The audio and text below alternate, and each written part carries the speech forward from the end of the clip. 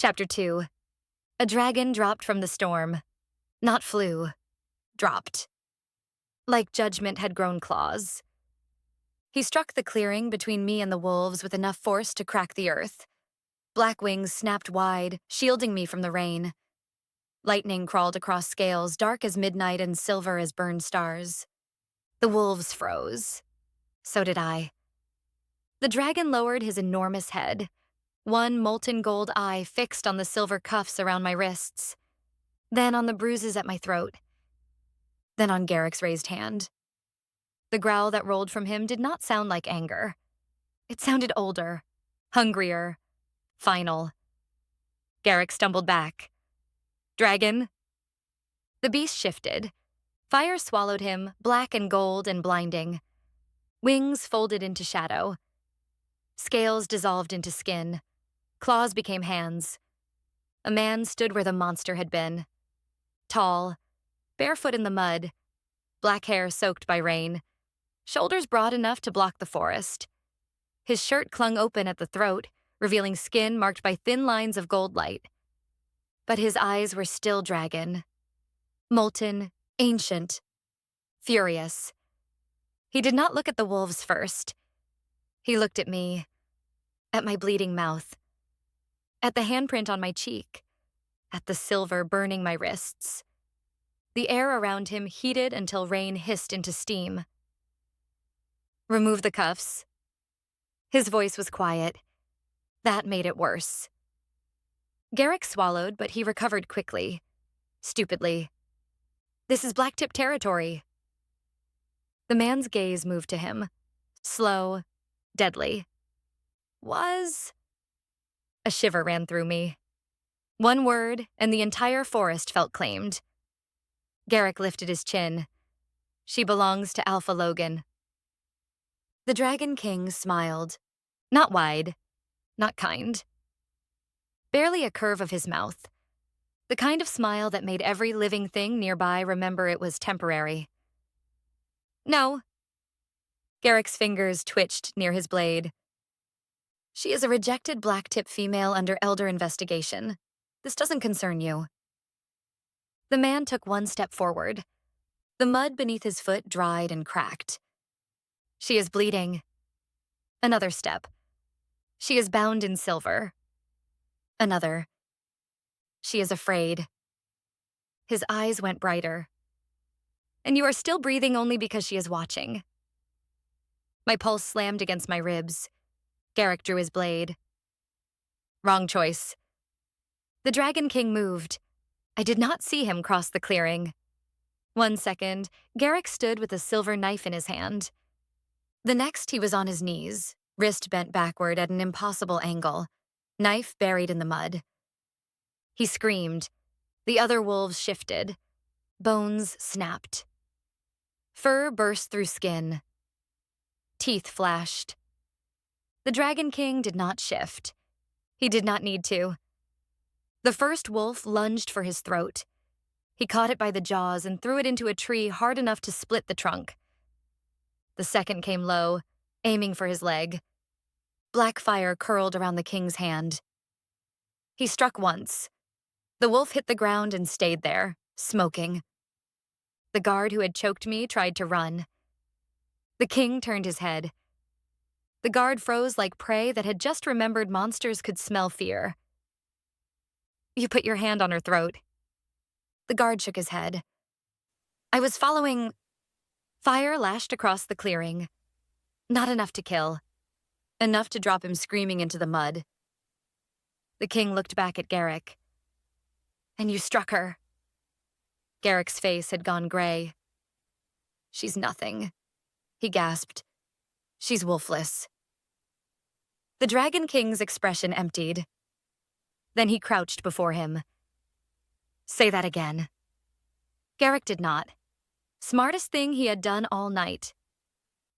The king rose and turned toward me. Everything in me wanted to step back. He was bloodless violence wrapped in skin. A living threat. A creature kings probably prayed never came to their gates. And yet, when he approached me, he moved slowly. Like I was the dangerous one. like my fear mattered more than his fury. His gaze dropped to the cuffs. May I? The question broke something small and painful inside me. I almost laughed. He had just torn through 3 wolves like they were weeds, but he would not touch my wrists without permission. I nodded once. His hands closed around the silver. Heat rolled from his palms. The metal hissed, melted, fell away. I gasped as the cold vanished and fire rushed back through my veins. Gold light burst over my fingers. The king caught my hands before I could hide them. Not tight. Careful. So careful it hurt worse. His thumbs hovered over the burned rings on my wrists, not quite touching. His eyes lifted to mine. The fury in them shifted, not softened. Focused. Who bound your fire? My throat ached. I don't have fire. His gaze moved to the gold glow trembling beneath my skin. No? A wild, broken laugh slipped out of me. I was rejected 10 minutes ago because I don't even have a wolf. The words should have sounded pathetic. Instead, the forest seemed to recoil from them. The king's eyes flashed. Your alpha said that? He's not my alpha anymore. Something fierce moved across his face. Approval, possession, restraint, all tangled together. No, he said. He is not. The gold light flickered brighter. Too bright. The rejection mark over my heart twisted suddenly, and pain tore through me. I doubled over with a strangled sound. The king caught me before I hit the ground. One arm under my knees, one behind my back. He lifted me like I weighed nothing, like he had every right to carry broken things out of burning worlds. I hated how good it felt.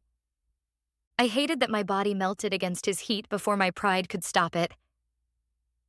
He looked down at me. Rain slid along his jaw. Steam curled off his shoulders. His mouth was close enough that I could see the tiny scar cutting through his lower lip. What is your name? I should have lied. I did not have the strength. Zoe. His eyes closed for half a second, like the sound wounded him. Zoe, he repeated. My name in his mouth felt nothing like when Logan said it. Logan had always made my name sound like a burden. This male made it sound like a vow. I swallowed. And you are? His eyes opened. Gold fire stared back. Draven Ashborn. The world tilted. I knew that name. Everyone knew that name. The Dragon King of Emberfall? The ancient monster in the mountains. The ruler wolf packs warned their children about when they wandered too close to the northern border. That monster held me like I was precious. Behind him, Garrick whimpered. Draven did not look away from me. Run back to Logan, he said, voice carrying through the rain. Tell him Draven Ashborn has what he threw away.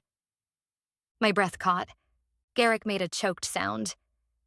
You can't take her. Draven's eyes stayed on mine. Oh, I can. Heat rushed through me for reasons that had nothing to do with magic. But I will not keep her unless she chooses to stay. That stole the air from my lungs. Draven finally looked at Garrick. And if Blacktip sends one more hand after her, I will return it detached. The forest went silent. Not even the wounded wolves made a sound. Draven stepped into the storm with me in his arms. The rain bent around us. I stared up at him, dizzy from pain, fear, and the impossible heat of his body against mine. You don't know me, I whispered. His gaze dropped to my mouth. Just for a second. Just long enough to ruin my breathing. Then he looked back into my eyes. No, he said, but my dragon does. The mark over my heart flared gold. This time, it did not feel like pain. It felt like an answer. Behind us, Blacktip disappeared into the trees. Ahead, the northern mountains waited. And for the first time since Logan ripped my future apart in front of everyone, I was not thinking about the mate who had rejected me. I was thinking about the king who had come out of the storm, and the terrifying possibility that being thrown away was the first useful thing Logan Blackmore had ever done for me.